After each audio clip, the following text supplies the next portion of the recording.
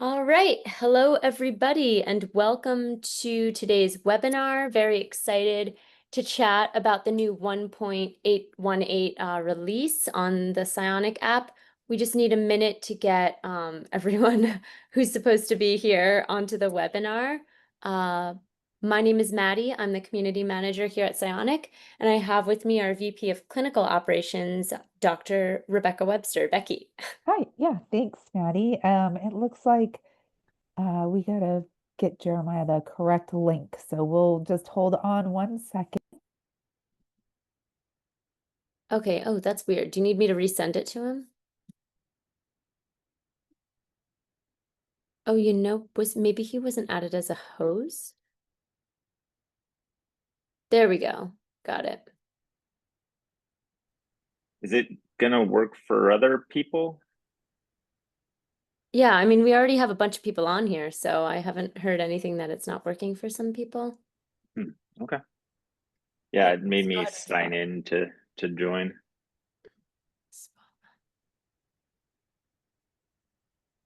Maddie and I just did introductions.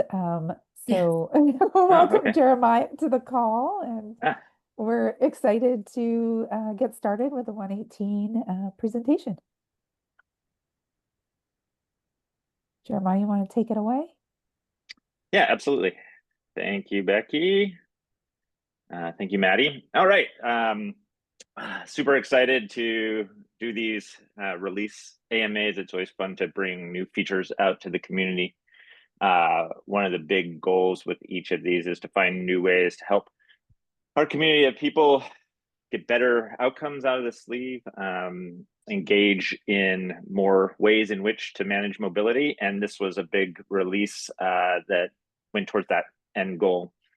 And there were really two big features that were sort of interconnected with this release. The first was mobility assessments, and the second, activity review screen. And as usual, we take feedback from the community and tried to pull in a few additional features to help with the overall usability of the product. Just a quick ask for people who enjoy these updates, if you could go to your app store and rate the app, that really helps us get good reviews in and get the word out to the rest of the community. So what's our main goal with this release? It's about tracking progress. So we hear a lot of times from the community, how do I know how I'm doing? And one of the things that we did in this release was take some inspiration from the clinical community and our clinical partners that we work with who use the sleeve within their rehab practices to launch a new feature that we call mobility assessments. And the main goal on this is not the day-to-day activities that the sleeve already supports with, but it's to do periodic assessments to help you gauge how things are going with the sleeve, and also as a tool to engage with your mobility specialists to improve the overall performance of the sleeve. And that's one of the things that we really want to stress that is different about how we approach our device and our system, is that it is something that will evolve with each customer as we move along. And so if something changes in your mobility, we always want an opportunity to work with you to see if there are a different set of programs that would work better, a different set of settings that would work better. And that's why we bundle in that time with the mobility specialists into our product offering. They're the experts. And so they really do understand how to get the most out of the sleeve for each and every customer. So 3 different assessments, and I'll walk through each of them. And I have to admit, I cribbed off of Shirley Ryan Ability Lab, which is one of our partners, to talk about what each one of these assessment means. And it's likely that many of you have actually done these assessments in the past. So one of the most common ways to evaluate walking performance is the Time 25-foot walk test. Oftentimes we're looking not just at time, but at balance and gait symmetry. And in the clinical setting, these are scored over a 2-trial average, and depending on how you and your mobility specialist want to work together, you can set it up in that way. But it's really simple. We started a starting line and we walk 25 feet and we time how long that takes. What we've done is digitize that in the app. So just walk through it really quick. So you'll see in that top section a little 25-foot walk. And whenever these things are ready, they appear in that top section of the app. So each time we'll give instructions, in this case, measure out a 25-foot walkway. And you want to do it consistently every time. We're going to stand behind the line and then we're going to walk forward. So you press the next button and you'll get a countdown timer, and then you'll just start walking. And at the point in time where you cross that 25-foot line, you'll hit the next button to finish the test. Now, it's often really helpful if you have someone to do this. We're only doing this once every few months on a schedule that you work out with your mobility specialist. And so if you have someone there who can help to set up and do the timing, that's always helpful. But we do want to make it so that you can do it by yourself as well. You may see a new screen here at the end. I'll talk more about that at the end. The goal with this screen is also to help you track how each of these activities performs. So time 25-foot walk, that's the first test, really looking at gait itself. And then 5 times sit to stand is our second assessment. Again, you can see that when that mobility assessment is scheduled for you, it'll pop up in this top screen. You'll actually get a notification as well to let you know it's time to take that test. And we try to coordinate it around your 3-month follow-ups with your mobility specialist, so that you guys can really engage with your mobility specialist around a set of controlled instruments that help us to evaluate how well you're doing with the sleeve. So the 5 times sit to stand is used for balance and looking at transitions primarily in the clinical community. And similar thing, we start with instructions on how to use the test. And I should say that with this case, you'll want to use the same chair every time. And you start by sitting down in the chair, and you will stand up and sit down from that chair. And the system automatically tracks. So in this case, I'm performing this, and it's at the pace that I'm going. If you go at a slower pace, that's fine. The system will automatically track your standing and your sitting and advance the timer as you go. And what you can see here with the quad stim lighting up is this is supported by stimulation. You can take the test with or without stimulation, depending on what makes the most sense for you, with your in cooperation with your mobility specialist. And we'll again have the total time taken to do those 5 times sit to stand. We have one more instrument called timed up and go.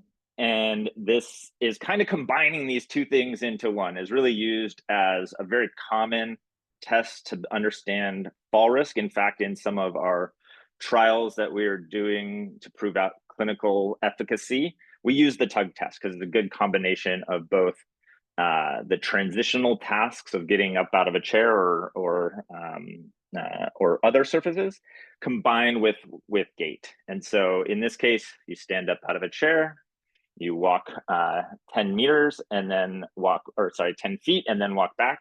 And one of the things that's important is we want to make these reproducible.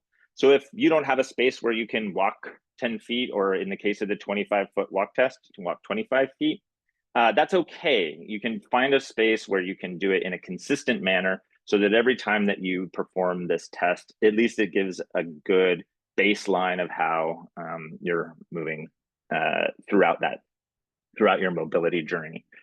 So same thing here, but a little bit more complex in the instructions. We want to measure out a 10-foot walkway and place a standard height armchair at the starting line. Then we want to perform this test again, so consistency matters, so setting it up in a way that you can consistently reproduce it. And then we begin in a seated position, again with the countdown timer. We stand up, we walk to the line that you've marked, and then you come back and sit down. And when you sit down, the test will stop automatically. So we'll see the countdown. We'll see me walking along. I have shins.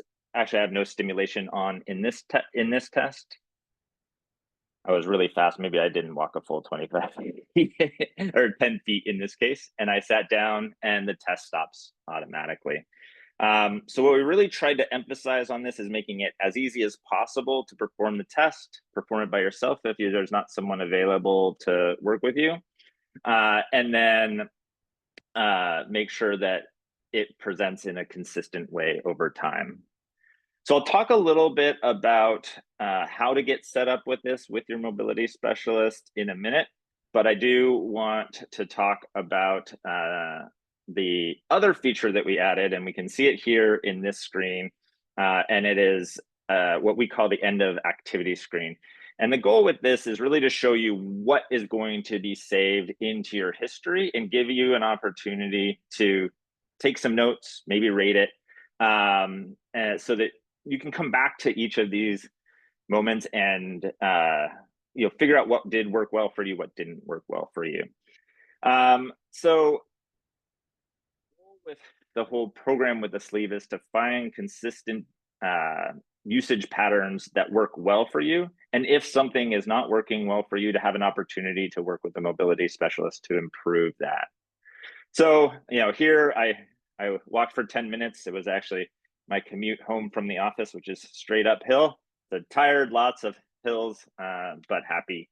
And now, that's when things go well. And if any of you use the history function today, one of the things we also want to say was like, what if I just like fumbling around with the app and was playing around with it? I don't really want that in my history screen. So if you don't like it, you can tap the X in the top left corner and make sure that you don't accidentally throw things away. We put up an alert so you can delete it, and then it won't show up in the history screen. You can save and exit, same as you would have if you had hit the save button in the top right corner, or you can cancel and return to that screen so you can fill out more details.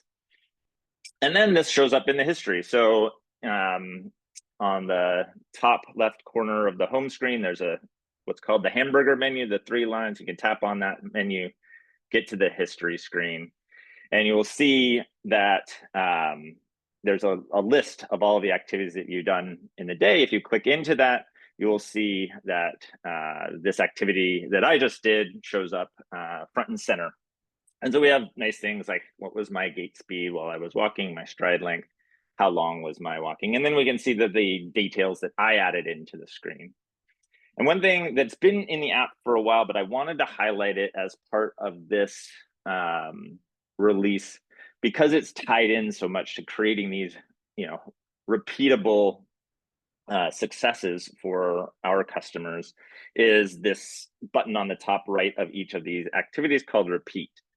Now, what this does is sometimes you'll be changing your settings for the electrodes, how much stim you're using, what muscles you're activating at the time.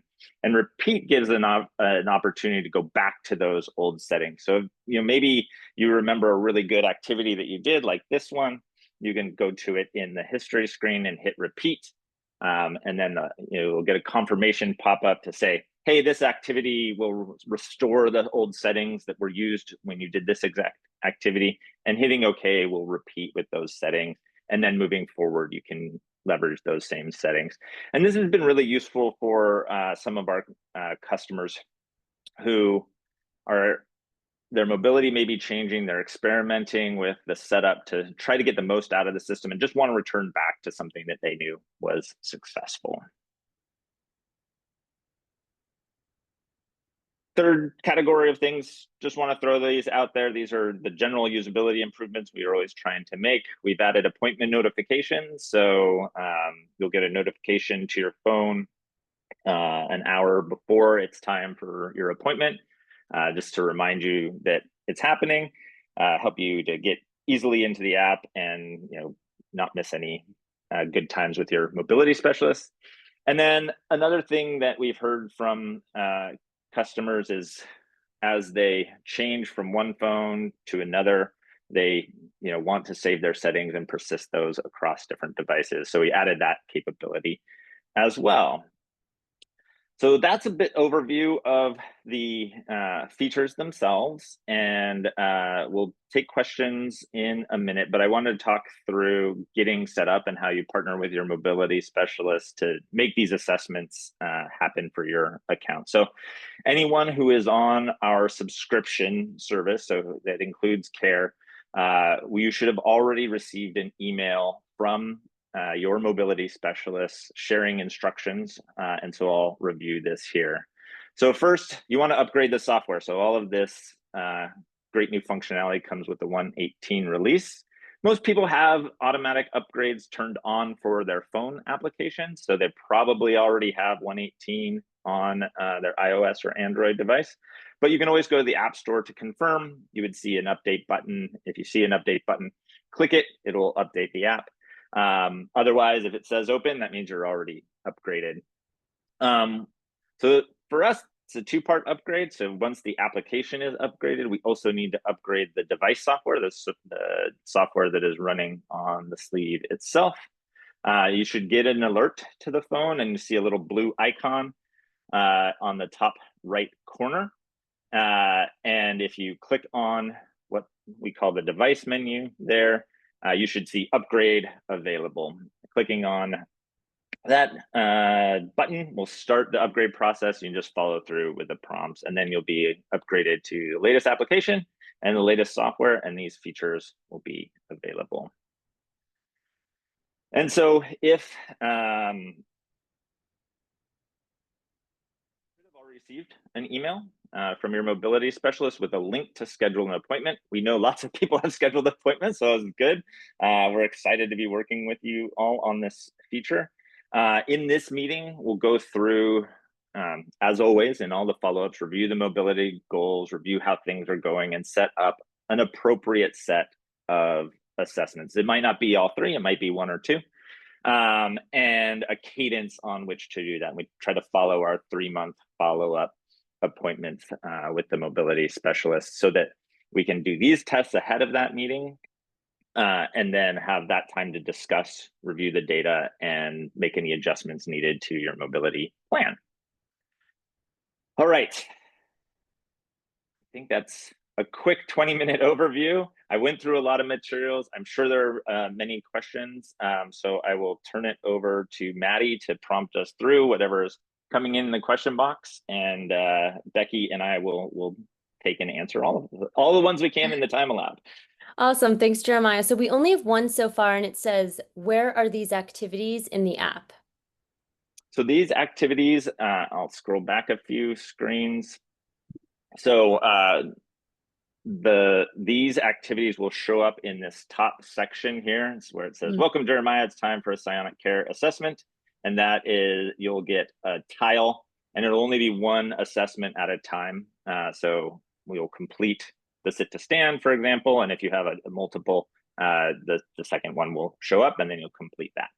And so the goal on these is not to do them all the time. The goal is to do them only on a scheduled cadence.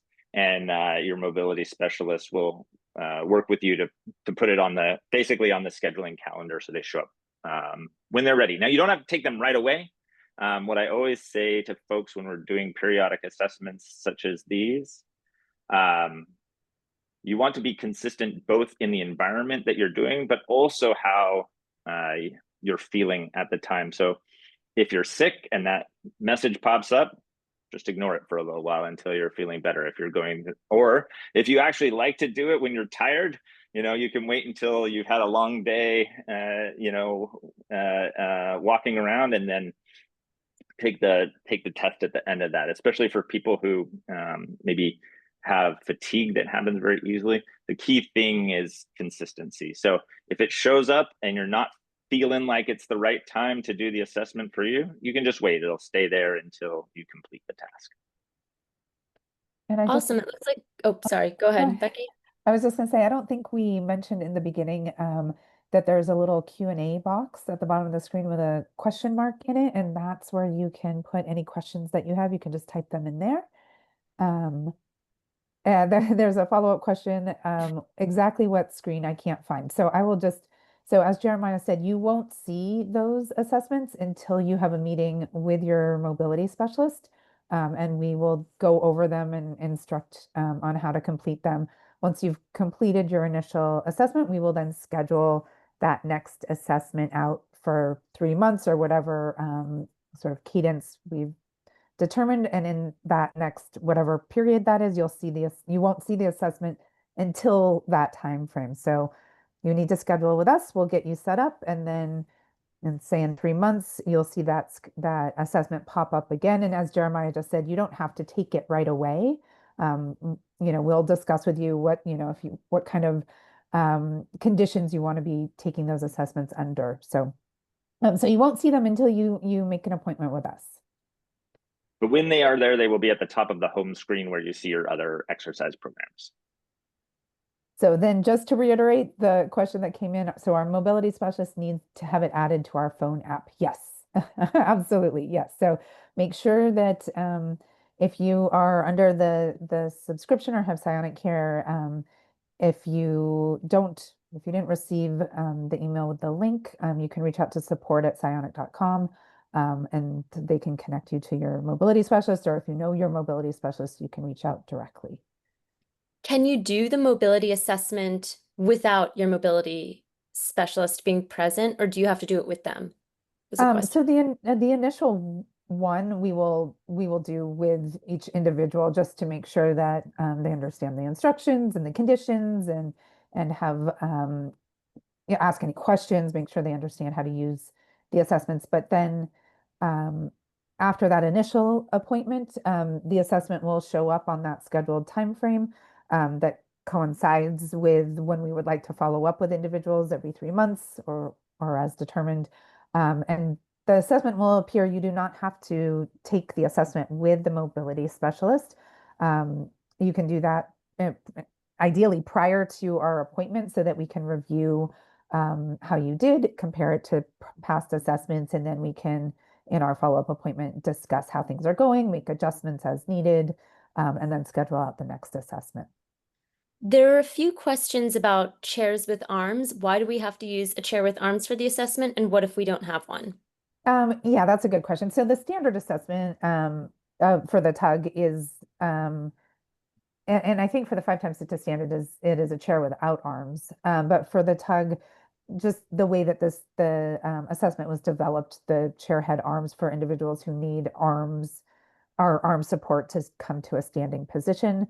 If you do not have a chair with arms, that's fine. We just want you to use the same chair every time, so that the height of the seat or the surface is the same. And if you're going to use a chair without arms, that you consistently use a chair without arms.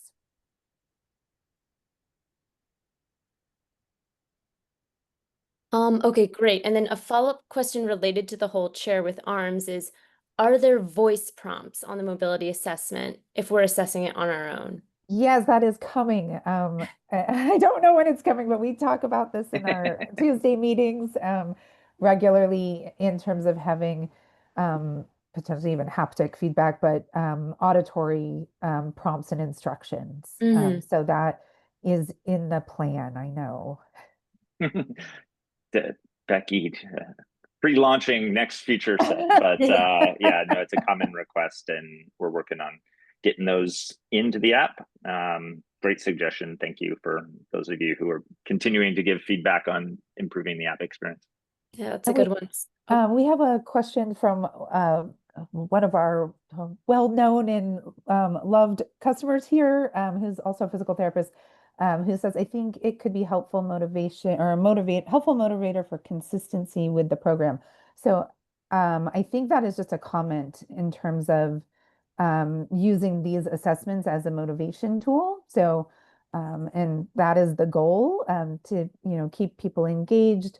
Things change, gait changes, and we want to make sure that we're helping you guys as best we can, and reassessing gait regularly if needed, making adjustments, seeing if there is a decline in gait speed or whatnot. Is that something related to the sleeve, or is that something that we can adjust to make it better for you?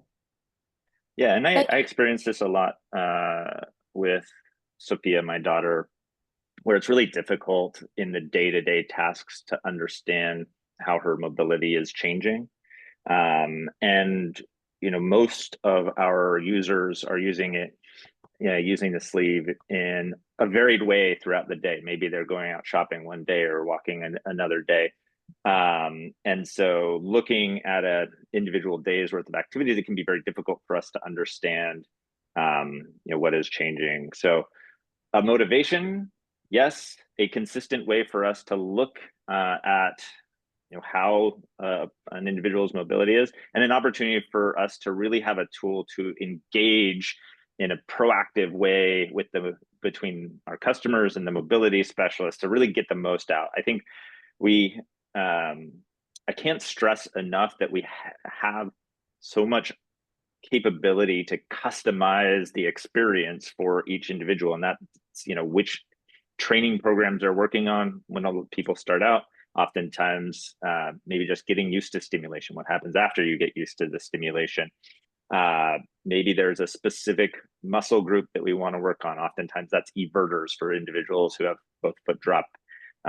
And we want to continue to work with you over the course of your journey with us.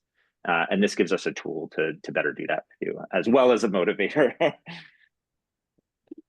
Can you go back and delete assessments? I know you mentioned like right after you finished it, you can delete it.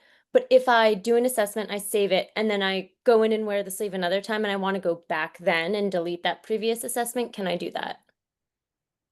Great suggestion. We don't have the ability to delete an assessment or any of the history objects after they're completed, but you can certainly add it to the roadmap if that's something that people find. I did it, I saved it. Later, I said, I didn't really like that. I want to go back and do it again. And And this just to be clear that sorry, Maddie, just to be clear that that end of activity screen exists both for assessments, but also for your training programs and also for your gait modes. So you can take notes and star things, as appropriate, to help, across all of the different activities that you do with the sleeve. All right, next question, maybe this is for Becky. Someone asked if you could talk a little bit about Gait Plus. What is Gait Plus? I'm going to leave that for Jeremiah. Or okay, Jeremiah, fine. That's something new we're working on. So I shouldn't have put that into my my video capture. But just so you know, that one, we're always working on new stuff, and two, that is not a canned demo. That was me recording my actual activity there. So more on that later. Our customers are Gate Plus later. Yes. savvy. They catch on to the small. The thing was, I had taken the video of the 5 times sit to stand, and I was like, gosh, I wanted to make some changes, and then I had also been working on Gate Plus, a new fun feature, but had that on the screen. So stay tuned. So more to come on that. Now, what if I take these assessments regularly with my PT? Am I able to do this mobility assessment, CIONIC mobility assessment with my PT, and then my mobility specialist can see how I did? Yes, if it's done with the sleeve. So if the individual is wearing the sleeve to physical therapy and the physical therapist and the individual want to do the psionic assigned assessment with the sleeve on, then we get those results and we will add them, or whoever the mobility specialist can review the results. If you're doing the tug or an assessment in physical therapy without the sleeve, we won't get that information unless you share that with us. Do we have to do the assessment? No, they're not mandatory. Next question. None of what we do is mandatory. So I think oftentimes if you are engaged with a physical therapist and you have a program and this doesn't fit into that program, that's fine. We'll have that conversation in our meetings, and oftentimes our mobility specialists are connected with our customers' rehab team as well. So we can figure out what would work best for all of you. Do your assessments. No, I'm just kidding. They're kind of fun. I don't know. I always like doing those tests because I'm competitive with myself and I like to see how I'm getting better. Here's another question for you, Jeremiah. How well is it working with your daughter? It's good. I think these assessments have given us a nice opportunity to sort of, like I said, mark her progression.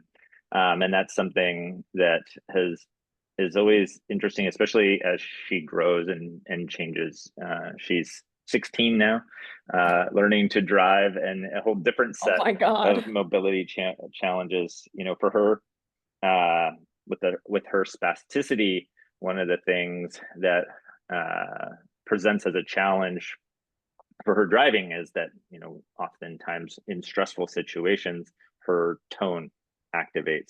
So, when we talk about what her mobility goals are, a lot of them are around, independence. And so, overall, the mobility assessments are pretty new for us, but they are an opportunity for her and I to engage on goals, and track progression. And I guess we need an assessment on driving ability right now. It's like Mario Kart out there.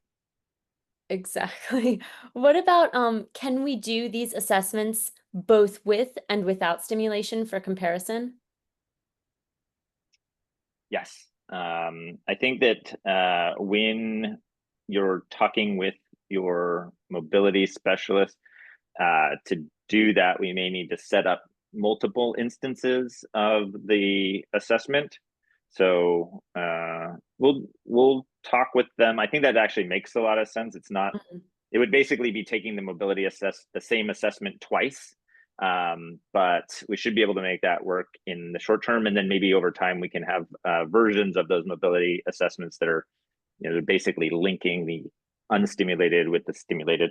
In fact, that's how we did all of our early trials, was back-to-back tests with and without stim, to see what the immediate impact of the stimulation would be. So I think it makes a lot of sense, and we can basically schedule two different assessments for those individuals if they want to do both.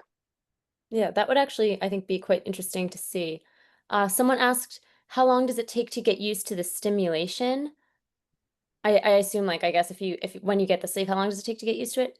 Personally, because I have a sleeve myself, I mean, it didn't take me that long to get used to it. I actually feel like the feeling of the stimulation, it feels quite mild to me. Even though my stimulation is up quite high, it doesn't like hurt or anything, if that's what you're getting at. I feel like to me, it feels rather mild. Yeah, I can also add to that. And Maddie, you were used to stimulation prior to the sleeve use Right. also. Yeah, no, So I've tried stimulation products. yeah, so I think everyone is very different in terms of their experience. If you've used stimulation in the past, oftentimes it's you know what to expect.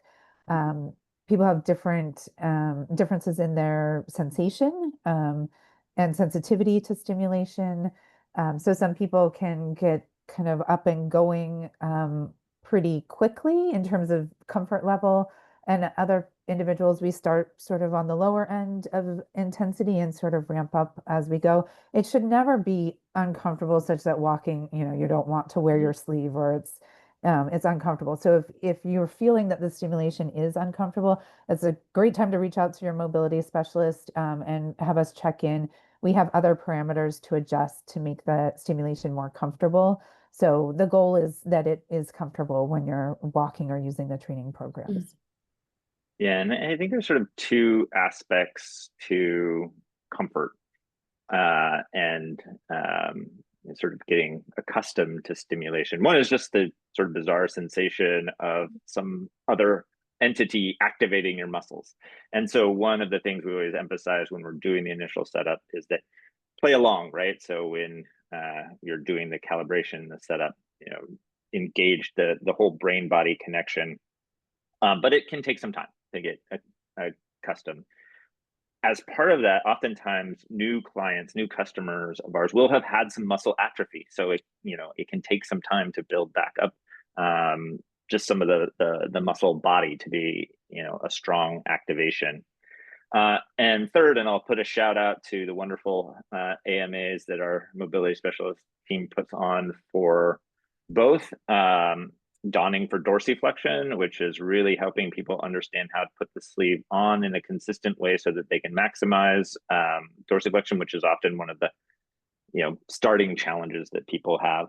And 2, skin care. So if there's a cut in the skin or a wound in the skin is dry. I mean, even I've had clients who freshly shaved legs. The electricity likes to go to the point of least resistance. So, but we can, in those AMAs, we talk about strategies to care for the skin and also position the sleeve around any wounds in the skin, so you can continue to use it even if you have an injury to the skin of the leg. And I'm holding one of those next Wednesday, I believe, on skincare. So if you're interested and haven't registered, you can certainly reach out. If you don't have the link, you can reach out to support@cionic.com to get that. And I'll send out yeah, all the remaining webinars for this month. I'll send it out in the follow-up email that I'll send to all of you with the recording to this. perfect. And I am going to take this one and give a suggestion to Jeremiah. Um, so this person says their goal is to get back to driving. I wear the sleeve on the right leg and have foot drop. Is a driving mode in the works? So I will just address the safety component of using electrical stimulation while operating a vehicle. However, it just made me think maybe there is some sort of game that we could develop where there's you're simulated in a driving and you're having to respond to stop signs and cars on the road or dogs walking by. So safety wise, no, that you should not, and I want to reiterate that you should not have your neural sleeve turned on while you're driving. You'll want to just Pause it. pause with the button or through your app, and then restart it once you're if you are the driver. If you're there's always confusion. If you're the passenger, you may keep your sleeve active, but if you're the driver, we ask that you pause it. So that is a safety concern, but maybe some games in the future. Yeah, the FDA would be very mad at us if we let people drive with the sleeve. But I do like the games. We've done some experimentation with games in the past. I even got to present some of that to a team from Nintendo. We did Street Fighter with wearing the sleeve. So yeah, I like the idea of a driving training program and potentially games in the future. Stimulation turns on for plantar flexion to press on the gas pedal, right? Like that'd be so cool. We'll drive for you. Exactly. We'll do it for you. We have another one here that says, will I get prompted to schedule an appointment with my mobility specialist to take the assessment? Or how do you know to schedule? Yeah. So when we do the initial assessment, we will schedule that out and we will schedule you for the follow-up appointment. If for some reason you don't have your calendar, and the date we aren't able to schedule the date during that follow-up, we send you the link for our scheduling and ask that you schedule when there's a convenient time in that time frame. So once you do that initial assessment with us, and then follow and any subsequent assessments as well, we'll do the assessment and then we'll schedule the next meeting out 3 months. Also send out the calendar link in case you need to reschedule. And so we'll do that every 3 months or whatever kind of cadence is best for you. Great. Here's a general question. Do you have thoughts about how to make the sleeve more adaptable to changes in physique? With MS, there is a level of wasting and shrinkage, and it can be challenging sometimes to ensure my sleeve fits well. It is something that we hear, and we are working on some solutions around that. I will say it's challenging from the perspective of we want it to be as thin and lightweight as possible while also being adaptive. So we hear you, and it's something that we're doing some work on. Here's another question back to the driving. I wear the sleeve on my left foot, so can I drive with my right foot? Yeah. Yes. Technically, the FDA would also not appreciate us saying you can use an electrical stimulation device while driving. So yes, absolutely. No. So if you are the driver, no matter what, you should have your sleeve paused or turned off. Yeah. Great. Let's see, were there I other? saw, yeah, I just saw a question about this using the sleeve in conjunction with the PONS device or PONS therapy. So I'm not sure if the question is using the sleeve when you have the mouthpiece in. Um, I would say that, so the PONS therapy is very specific in terms of progression and whatnot. So if you're doing your specific PONS therapy, you should just be using the PONS device. You can use the sleeve also, so you can use those, but I wouldn't use them together, just because I know that the PONS um, program is very specific to that PONS device, and they're really measuring just with the PONS device. But when you're not doing your PONS therapy, absolutely you can use the sleeve. And I would recommend using the sleeve. The PONS therapy is to get, similarly get people active and walking. And so any tool that will get you up and moving more is great. So I wouldn't recommend using them together unless your physical therapist is on board with that and is consistent with using them both together and can make those assessments. If there's any questions from your physical therapist about using them together, I'm happy to chat with your PT. So if you want to, I can um, connect with you personally if that's a question. We've talked about driving, but what about the sleeve for Pilates exercises? Pilates mode.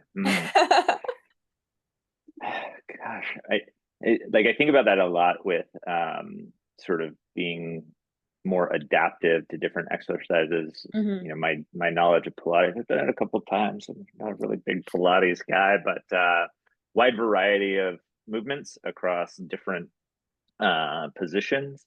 And how would we best support those activities? Um, I like the idea. It's not really on our roadmap right now. There's sort of a few of the more basic exercises, but it's always fun to think about as we build up capabilities around anticipating movement. What might be possible, and it's interesting because some people, use the sleeve when they're dancing, and I was like, I don't quite know how that would work, because it's not something that we designed into it, but I think that there are some similar movement patterns that our system can pick up and help with.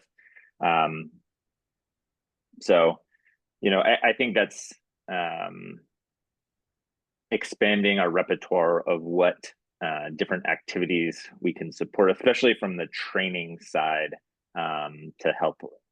We don't want to replace anybody's routines, and so Pilates can be really helpful. So how do we integrate into those in a good way? I'll give it some more thought, but no Pilates mode in the near future. That being said, I have actually worn my sleeve salsa dancing before, and I use gait context mode, and maybe that's not the recommended because, in gait context, it takes a few steps for the stimulation to kick in. So it was just like it was kind of weird, but I don't know, maybe in one of the other modes it would have been better. Let's see, there was another one. Wait a minute, where did it just Maddie, I see the follow-up about Pilates, about strength training. So yeah, absolutely use the sleeve with strength training. So a couple of options are just using the training programs that we have within the CIONIC app as they are demonstrated in the CIONIC app. But all of those exercises can also be tailored and adjusted for your individual exercise plan. So for instance, we have a knee extension exercise where it shows that you're seated and you're extending or straightening your knee.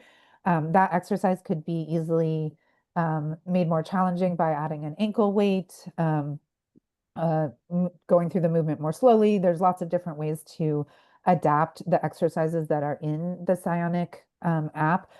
We do once a month an AMA on exercises and how to make so exercises that, as are shown, can also be adapted to make them or use them in different positions that may make it a little bit easier as well. So that seated, like I said, the knee extension, you could also do that exercise just with your legs out, sitting in bed or on a couch and just pushing your knee down into the kind of straightening your leg a little bit. So that makes it a little bit less challenging. So all of the training programs can be adapted for your particular needs and to increase strength. And so, again, as always, I am always saying if you have questions about strength programs or want to get put on a specific program or talk about how to make them more challenging, please reach out to your mobility specialist. We're happy to have an appointment and get you on a program that works for you. And then again, meet with us regularly just to make sure that we're progressing you as appropriate. And doing Yeah, and like I'll just add a little bit. Oh, sorry, go ahead, Maddie. I was just going to say, in doing the training programs within the app, that might be most relevant to go back to the whole Pilates thing. Like when you do specific, I don't do Pilates, so I don't really know what kinds of movements you need to do, but I would imagine that there are exercises within the app that like cater towards that, the specific types of like, I don't know, movements that your body needs to do in a Pilates. Yeah, absolutely. Pilates focuses on the core, but we can adapt. So anytime you're sort of laying down and you're moving your legs, you have to work your core to stabilize. So we Mhm. can work with some of the exercises. Um, for instance, even the toe raise exercise, we can use it as if you're laying down, sort of this marching, keeping your toes up, but kind of marching, and that activates the core. So there's a lot of ways to adapt the training programs that are in the CIONIC app that can, meet some of those needs. Yeah, for sure. For those who may not be using training programs or aren't aware of the full suite of capabilities there, um, we have over a dozen different training programs across three sort of major areas. The first being single isolated muscles. So, as Becky was saying, calf raises, something you could do laying down, or you could do that in a chair. Uh, Quad extensions, similarly. That's the first category, single isolated muscle strengthening. The second category is multi-muscle function, and a lot of this we do for pre-gait training. So teaching transitions. So we have one where it's called rockers, where you switch between plantar flexion and dorsiflexion to really try to train that transition between stance and swing phase of gait. And similarly, we have one that combines knee straightening with dorsiflexion. So activating both of those as if it is at the end of the swing phase of gait, where a lot of times you would have an extensor tone pattern where the knee extending is also pushing the toe down. We have a program for trying to break that synergy. And that's the second category. And then we have a third category that are functional training programs. So things like stairs and chairs are activities that we can build strength around for functional movement. And that's really, as Maddie said, with the mobility specialist, finding the program that matches your goals. And within each of those training programs, we actually have three different modes. One, which is just timer-based stimulation. You stay engaged with the brain body connection, but it's all done on a timer. So it'll lift your toes on a timer. Mode is using the signal from the brain, so reading out the EMG signal that's sent to the nerves to trigger stimulation. So when you start to lift, we're just augmenting it with stimulation. And then a third mode, which is just biofeedback. You can see the strength of each contraction without any stimulation at all. So there's quite a variety of tools, and we like to think of the CIONIC sleeve as both a support and a tool on this mobility journey to help in a number of different scenarios. So I feel like we say it all the time, but reach out to your mobility specialist, or we'll reach out to you to make sure that we're doing everything we can to help you meet your goals. Now here's one for those of us with the sleeve. Like I've also experienced this myself. The longer I wear it, I find that I need to adjust my stimulation, maybe crank it up a bit. Maybe it's my body's getting more tired from, using my affected leg. I'm not sure. But is there ever an idea that like it could auto increase in increments, like every 5 minutes you could program it to maybe up the shin stimulation a little more? Yes, I have that. Before Becky tells me it's something I need to do, I will say that it's already on my list of things. You know, there's a couple of things that are fairly common, right? As the body fatigues, it'll often take more current to to activate the muscle. But the opposite is also true, where the longer you wear the sleeve, so it's sort of like this parabola, as your Mm. body kind of sweats a little bit, the electricity conducts faster. So it's a little bit of a challenge to understand when you need more stim and when you need less stim. The other thing that we should be able to take advantage of is our sensing technology to understand what is changing. Now, obviously, it's kind of like the question that people asked before of, do I have to do this? I think when we come up with these strategies to help be adaptive to individuals' needs, we want to make sure that people understand how to use them and how, you know, and when not to use them. But that's definitely one that I am super intellectually interested in trying to solve, is how do we become more adaptive to the situation? How do we understand that someone may need more stimulation and adjust it accordingly? The other one I think about all the time is for those individuals who are using our gait context mode, you know, that there's quite a big difference between quad activation needed to go up a stair and quad activation needed to go across flat ground. And so, you know, being able to adjust the stimulation to level to those contexts, we already adjust the timing, but we don't adjust the level of stim ever. It's whatever you set it to at the beginning, we don't adjust it from there. And that's something where I would love to have a little bit stronger activation of the quad when you're stepping up the stair than when you're going across flat ground. So great suggestion. I like that idea of like, you set the increment, you know, maybe it's, you know, after an hour I crank it up a few milliamps. So thank you for that idea. So yeah, I'm not sure if there's any, it doesn't look like there's any other questions or There was someone. just a comment again about the driving. I know I I didn't did. know that I'd struck such a chord. If I could Oh, share Yeah. my yeah. my driving lesson sessions with my daughter, maybe that. It's always a hot topic. The comment was there isn't any warning about not driving with a sleeve. It is included in the IFU, or the instructions for use, about not operating machinery while using the sleeve. But we can think about, if that was not clear or if that's unclear, we can think about incorporating that into our training for sure.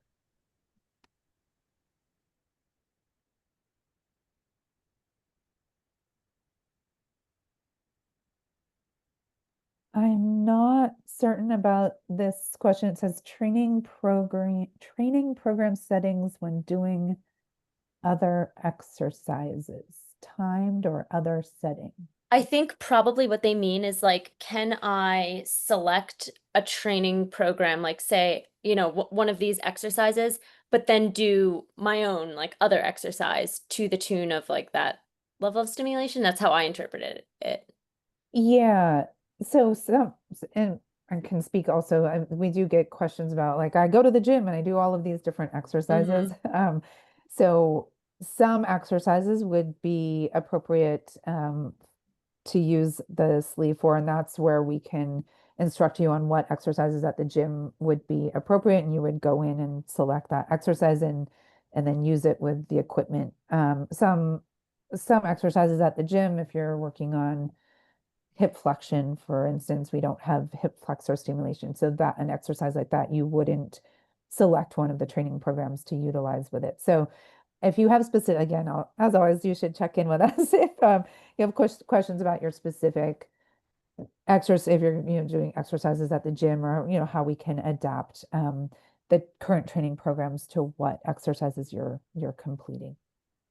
There's maybe one other thing that would be really interesting to get people's feedback from.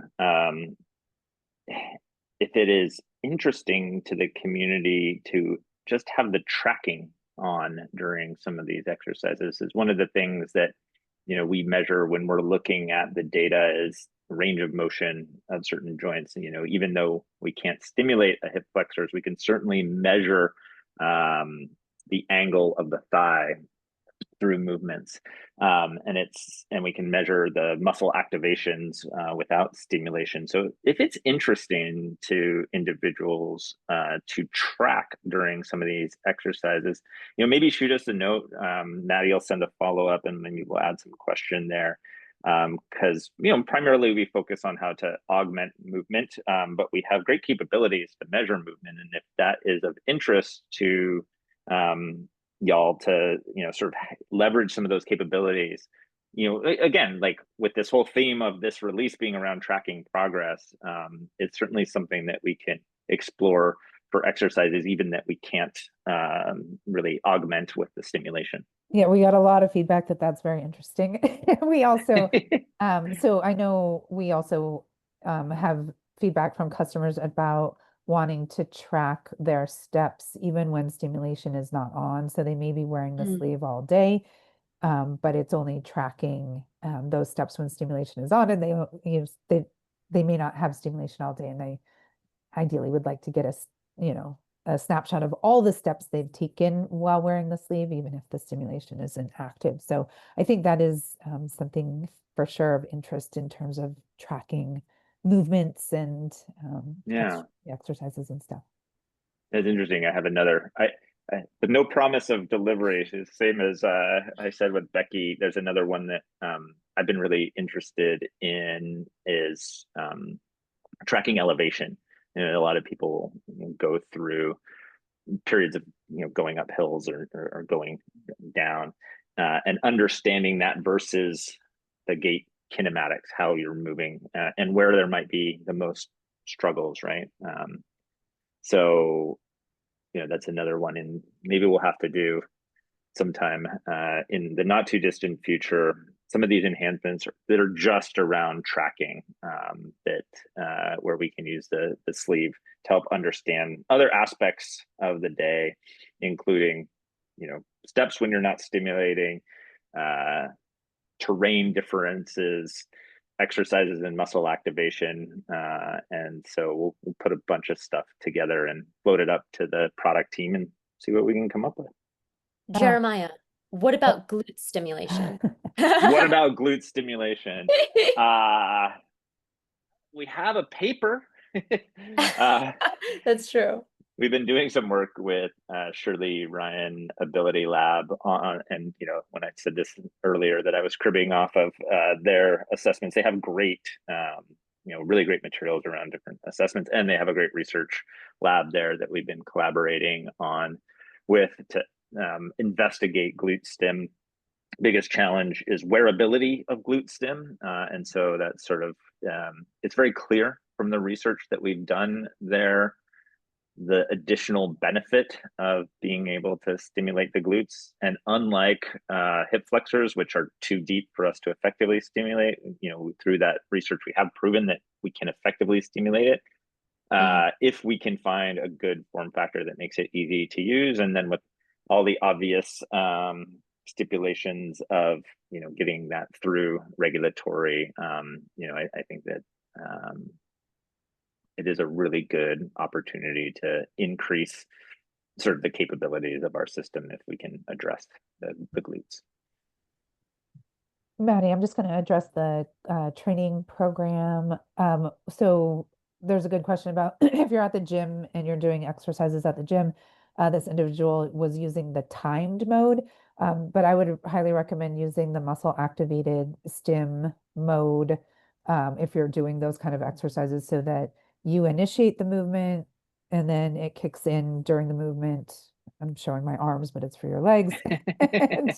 And so that it's not just coming on and off on a timer. So if that would be my recommendation, unless you're very strict on doing a particular exercise on a time, and then you can also adjust that time within the app. But the muscle activated is probably more appropriate for doing gym exercises. Lots of interest in the elevation tracking I'm seeing in the comments. Then Also, we can have that did like a hill workout mode. also request for distance tracking with cycle. Mm-hmm.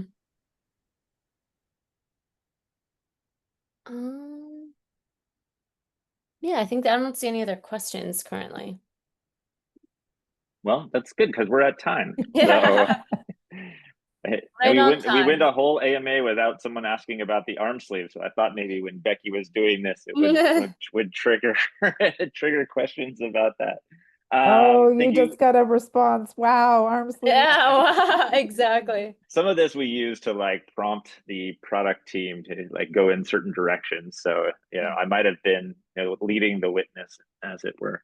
But really appreciate everybody joining us today. As Maddie said, she will send out a follow-up survey to folks, for feedback, but also sharing the additional AMAs, something we try to do on a regular cadence. And if there are particular subjects that you're interested in, like last month we did, or maybe I guess it was earlier this month, we did a one on fatigue, specifically in management of fatigue. So please fill out the surveys and let us know what we can be doing to additionally support you and the community as a whole.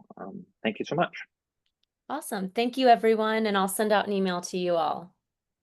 Have a great day. Thanks.